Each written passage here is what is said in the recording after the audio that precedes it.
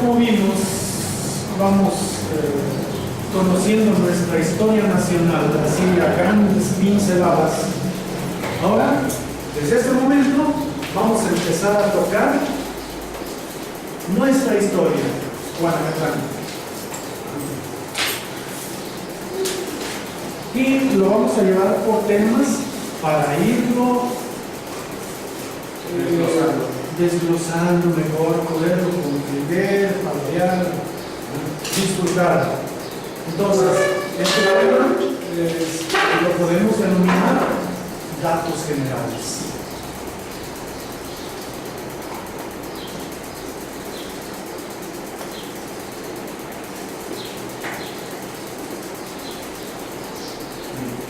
La localización de nuestro municipio se encuentra en el centro norte de la entidad federativa.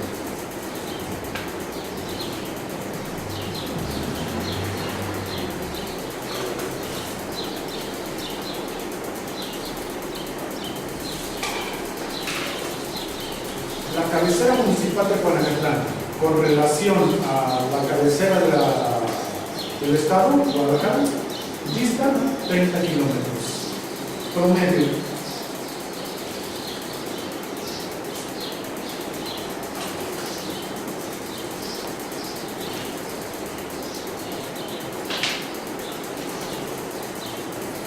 Por la primera vía de comunicación con la ciudad de Guadalajara no son las dos actuales que tenemos. Una es vía carretera Chapala, otra es vía carretera Los Santos.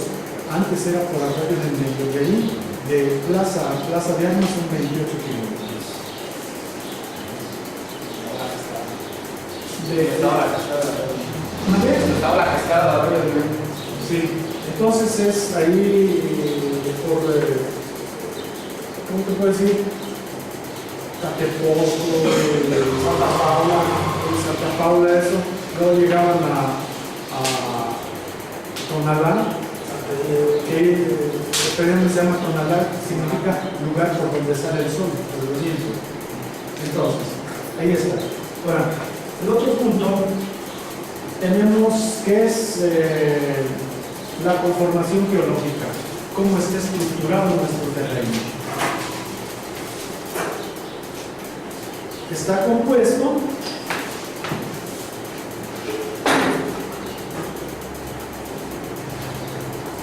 por basalto compacto rocoso.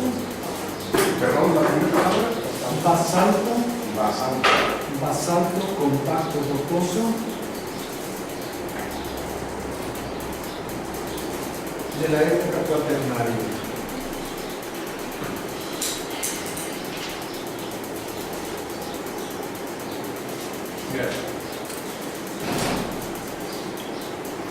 Esta es la placa de piedra que tenemos. Prueba de ello y lo tenemos en la cascada. Eso es lo que nos soporta. Bueno, la estructura. En la estructura podemos hablar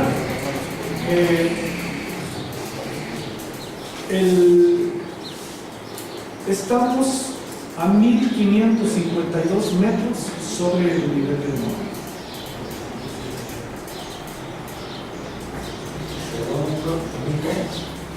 1552 metros sobre el nivel del mar.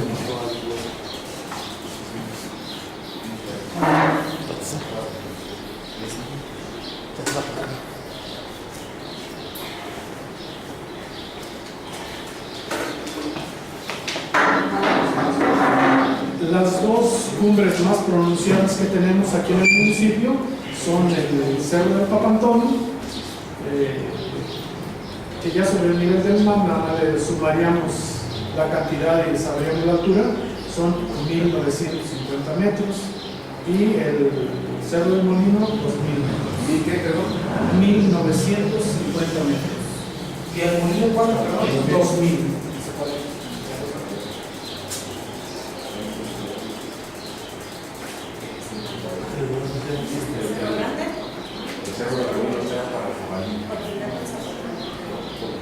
Ahora, la estructura del terreno es ondulada y valles.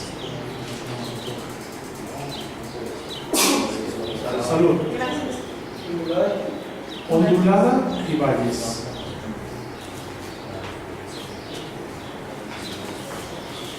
Con algunos mantos acuíferos.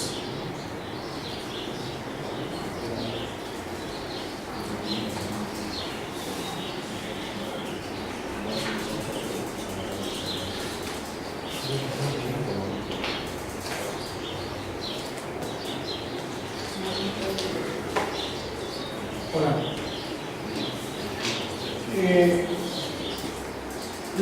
la hidrografía, o sea, los embalses de agua, vamos a tocarlos por partes.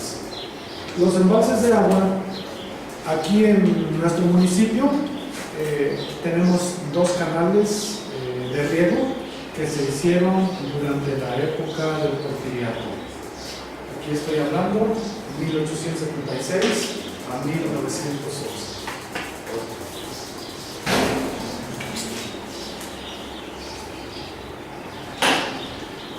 Uno es el canal Zapotlanejo y otro es la Aurora. ¿Es este que está al lado del río? Sí, el que sale de aquí, de donde están los arcos de entrada. Ese Las es, fechas, sí, Héctor, ¿puedes decir, por favor, de la época en que se hicieron? sí, los canales? incluso quieren tener el dato preciso, se los digo el tiempo que luego Porfirio Díaz se lo conoce. Ajá. Porfirio Díaz llegó a la primera magistratura del país a las 5 de la tarde del 21 de noviembre de 1876.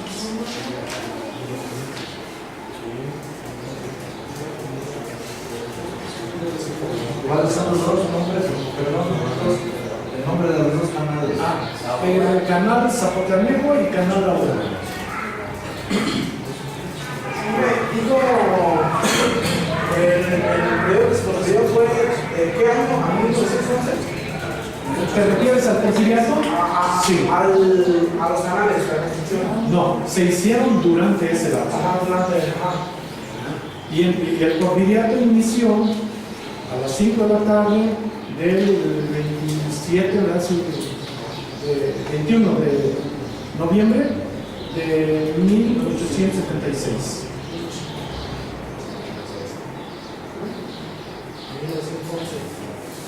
Y dimitió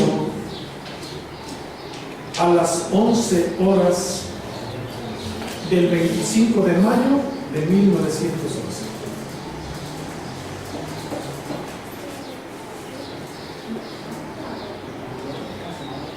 ¿De 1911.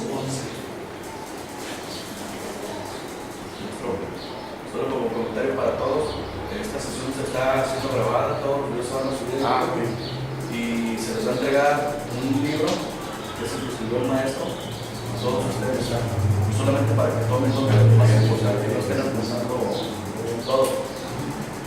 Me estoy ampliando un poquito más porque vamos a hacer esto más fluido para aclarar dudas, hacer comentarios, inquietudes, ¿verdad? Por entonces, de hecho, lo que les dice Rafa,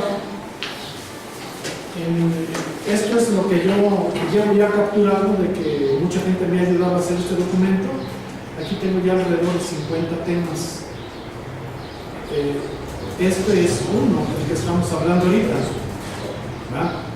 Y aparte tengo ya más de 100 fotografías en las cuales van a amparar todo lo que aquí está escrito, que muchas gentes les agradezco mucho la confianza que han depositado en mí para hacer el documento.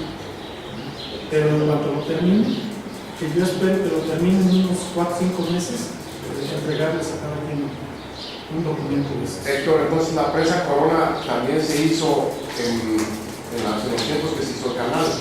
Mira, Porque si no se hacía la presa, pues no podía. no había derivado. Mira, el Porfiriato es una época muy controvertida en México. Hay quien a Porfirio Díaz, como a todo hombre del servicio público, lo tiene como un héroe, pero otros lo tienen como lo peor. Pero si nosotros, esa pregunta que me haces, Agustín, lo vemos sin apasionamientos, podemos decir que Porfirio Díaz cometió grandes errores. Por ejemplo, el esclavismo, los privilegios al clero, a los ricos, a los militares, el despojo de tierras a los indígenas, la leva, la cuerda, tantas tonterías que hizo. Pero también yo quisiera preguntar ahorita, ¿qué presidente de la República no quisiera tener a la par el peso con el dólar? Ahorita nuestro peso mexicano está alrededor de 13,000 pesos por dólar. No digo 13, porque Carlos Salinas de Gortari, que no tenía un pelo de tonto, pues le quitó los 3 ceros. Digo, por cuestiones matemáticas. Nuestra moneda está bien devaluada. ¿A quién no le gustaría pagar la deuda externa? Ahorita debemos, por concepto de deuda externa, 132 millones de dólares. Y por concepto de deuda interna, 11.5 millones de pesos. Estos son datos extraoficiales. Alguien dice sí, alguien dice no, todo está sujeto a. ¿Quién no quisiera hacer?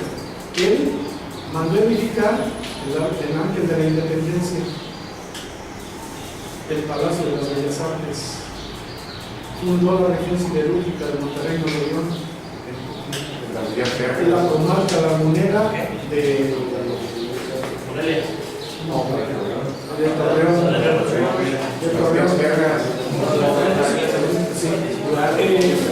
los 3 ferrocarriles, Istmo, Centro y Norte.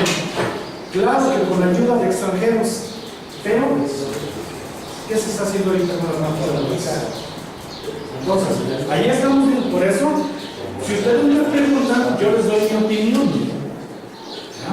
Pero para que cada quien juzgue. Yo como profesor de filosofía soy el primero que debo decir, no impongas, expon para que la gente juzgue.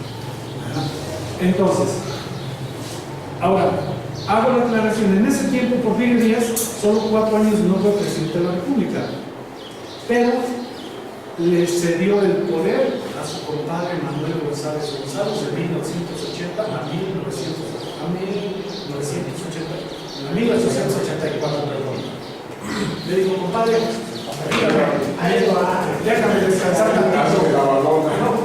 Y ahí nació aquel proverbio que dice: el que manda, el que representa vive aquí, pero el que manda vive en el. Entonces, vamos a ver partes de la historia. Algún día, si quieren, ampliamos esto. Ahora, seguimos. En la hidrografía, luego tenemos 2 represas, que son las que tenemos aquí en Buenavista. Están 2 juntitas, pero se les llama una, y la otra es la del vecino.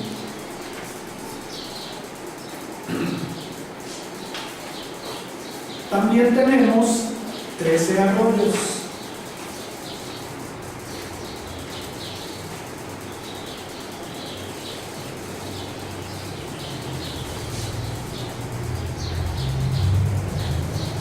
Y 27 kilómetros del río Santiago.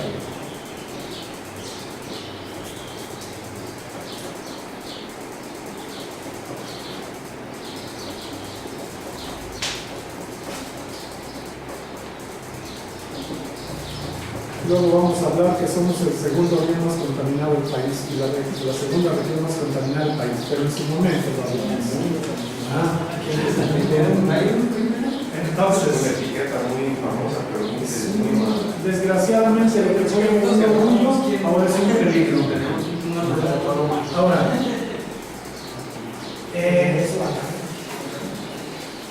el clima. El clima en nuestra región, el promedio, tenemos un clima envidiable, son 20.1 grados centígrados o Celsius. 20.1 grados centígrados o Celsius.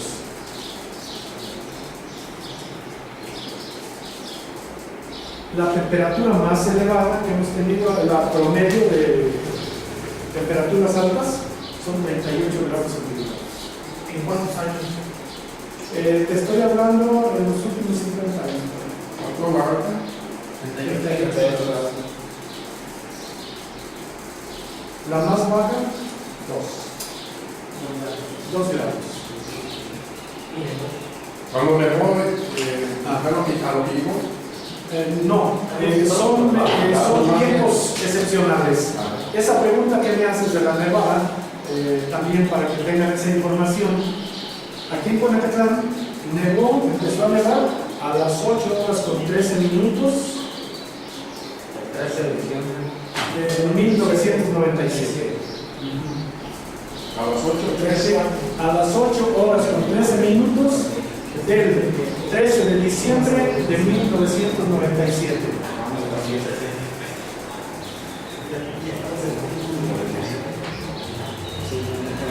¿Qué mató?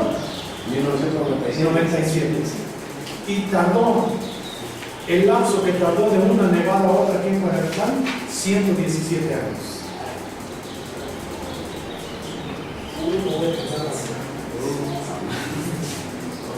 Si esto se volviese a repetir, pues yo creo que algo de años.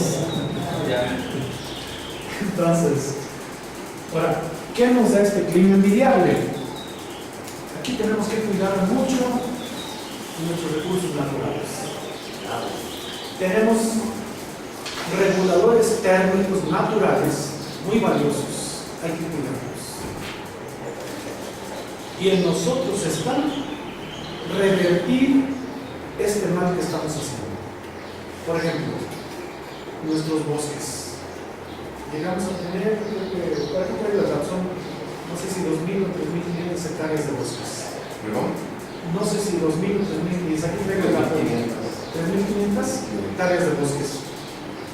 Aquí donde estamos eran plenos bosques de roble, encino y parota. Eran los tres principales árboles que teníamos aquí en nuestros bosques.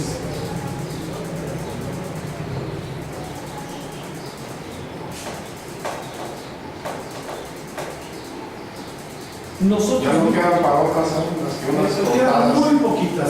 muy poquitas. Incluso es a lo que vamos a entrar, de ahí deriva uno de los 4 nombres originales de Conacatlán. Ahorita vamos a ¿Parotas cuáles son, maestro? ¿Mandé? Parotas. Le llaman el árbol de la oreja. Por aquí arriba de Coloreto todavía hay uno muy grandote, muy frondoso. Con mi tía Marta. Entonces, pero se han ido acabando. ¿Árbol de qué? Árbol de la oreja. De la oreja. Ahora, otro de los reguladores térmicos, yo les hablaba embalses de agua. Por eso nuestro clima tan bueno. Tenemos aquí muy con nosotros el río, actualmente se le conoce como Río Grande, Lerma, de la población donde nace en el Estado de México, a la Laguna de Chapala. Santiago, de la Laguna de Chapala a la desembocadura que es en Santiago, Ixcuintla, Nayarit. Entonces a nosotros nos corresponde el río Santiago.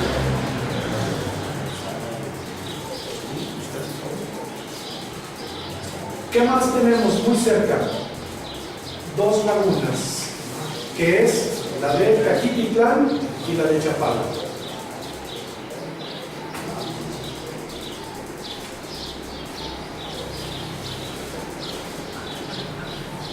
En el subsuelo tenemos los mantos freáticos de aguas naturales, de aguas subterráneas, que también aguas las estamos sacando, aunque es un recurso renovable, pero no abusemos de él.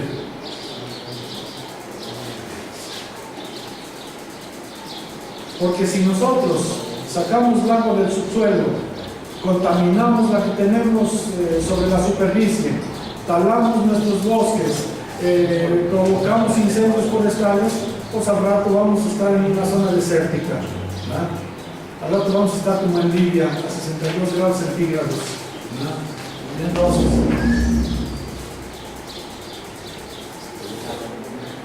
ahora tenemos flora, ese es el otro punto que vamos a tocar.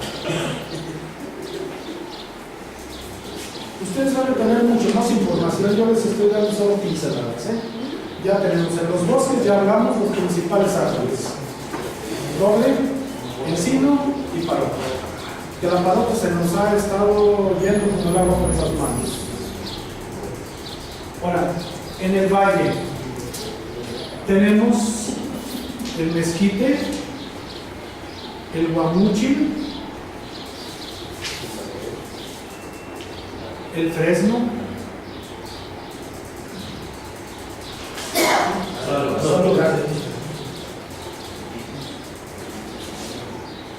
en el río tenemos 3 árboles propios del río: el sauce,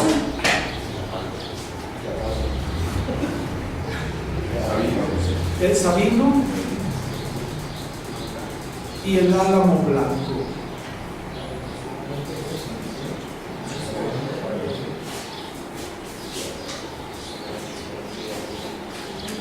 Ahora, yo quisiera que nos diésemos a la tarea de reforestar ahí, hombre, y nosotros tenemos bastantes muchachos en las escuelas que nos En pueden... el valle podríamos agregar también el huizachi. Ah, pero esos son ya arbustos. Sí, sí.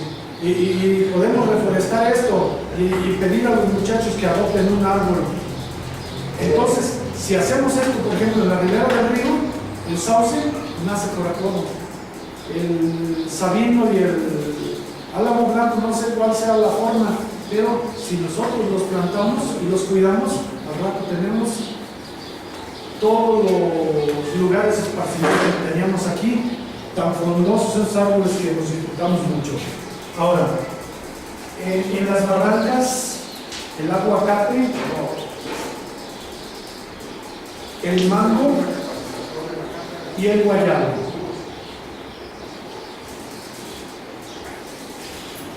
Pues sí, pero estoy muy ocupado ahorita aquí. Una capacitación muy interesante. Ahora, también todos los que ya tenemos, qué sé yo, podemos hablar 40 años adelante, disfrutamos de aquellas huertas que teníamos aquí en las márgenes del río, de melón blanco, melón chino, sandía, hortalizas como eran el cilantro, el jitomate, o sea, el cebolla rojo, la cebolla, todo esto tuvimos aquí. Cañaverales enormes. En la cuestión de horticultura, de aquí se abastecía gran parte del mercado de Guadalajara de flores, sobre todo gladiolas, nardos, claveles, rosales, nubes. Así teníamos exuberantes. En nuestra región había pobreza, había ignorancia, pero no había hambre ni deshonestidad. Cambiamos unas cosas por otras.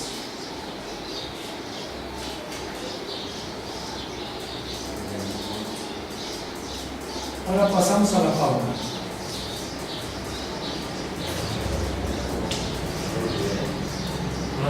En la montaña todavía tenemos el puma, el coyote, el gato montés,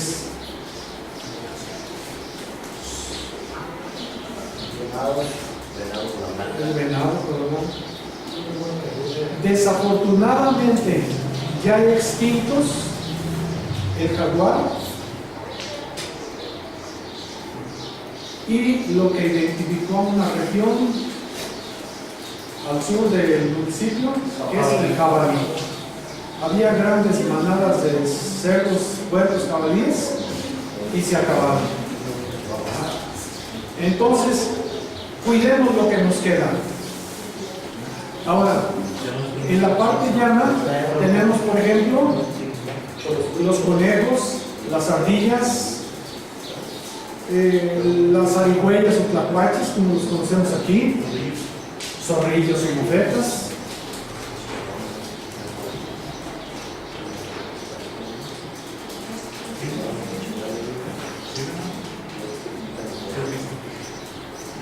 En el río,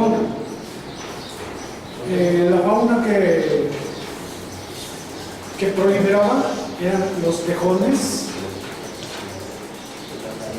y los gran diversidad de peces. Teníamos 10 variedades de peces. En su momento que nos toque lo del río lo vamos a hablar de eso.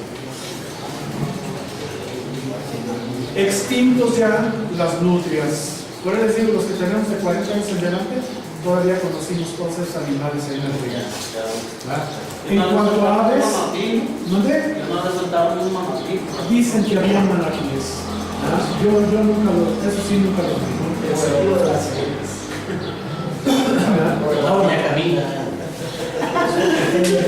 En cuanto a aves de rapiña, teníamos el águila. Yo, las dos últimas águilas que me tocó ver aquí en la población, fue una que por ahí le dieron un balazo y ahí la tenían mis vecinos en la azotea. Estos pulgas, un águila.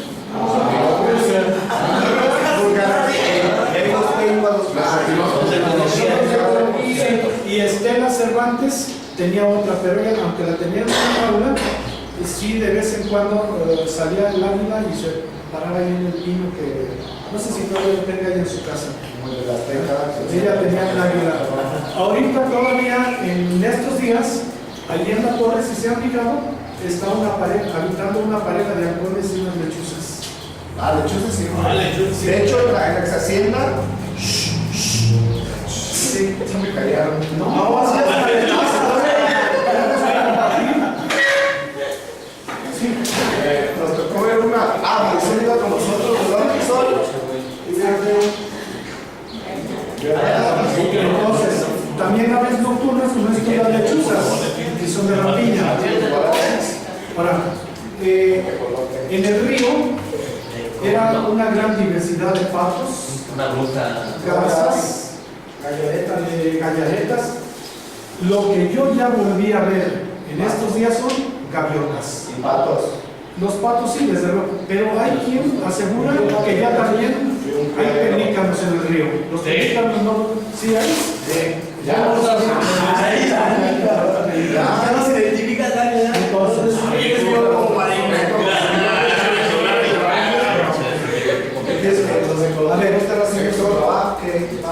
los opilotes también son aves de rapiña. Sí. Porque hubo una temporada que desaparecieron, pero mira, regresaron. Los opilotes normalmente los estuvieron matando de dos formas. Se sabe perfectamente. Uno de ellos fue cazándolos a balazos. A ver, permíteme un segundo. Sí. Y la otra es cuando se moría algún animal y le echaban veneno. Entonces ese sopilote iba y lo tragaba. Son animales que nos limpian, que nos sacaban y muchas en realidad comían. Y luego, por ejemplo, se murió el sopilote y otros animales que se comían al sopilote. Y es como ahorita cuando al maíz se le pone veneno y se envenenan las ardillas, los conejos. Incluso los opilotes. Sí. Oiga, profe, hubo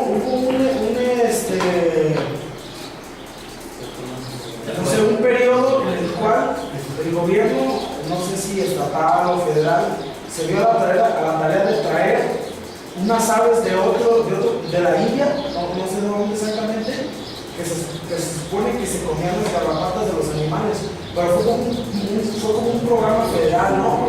Eso puede contar como... Mira, lo que nos dice Agustín tiene un soporte muy fuerte. Aquí, las bandadas de zanates, las veías tú que cubrían todo el horizonte y se oía el ruido de los zanates cuando pasaban volando. Todos ellos, claro que comían grano de los campos, pero mucho limpiaban a los animales de la garrapata. Por eso, al zanate pardo le llaman zanate burrero o garrapatero. Y a las garcetas, esas chiquillas también. De ahí vino las garzas esas chiquitas. Entonces, ahorita lo que está ya llegando a Guanametlán, que no son aves propias de la región, pero ya están proliferando aquí, están en San Antonio y aquí en la calle, también voy a hacer una aclaración, se llama Donato Guerra, no Donato Graciano. Y si ustedes se fijan, está Donato Graciano Bautista. Donato Graciano Bautista fue nuestro contemporáneo y hizo un punto de la chica. Puso las placas y se quedaron. Entonces, algo así los nombres de las calles.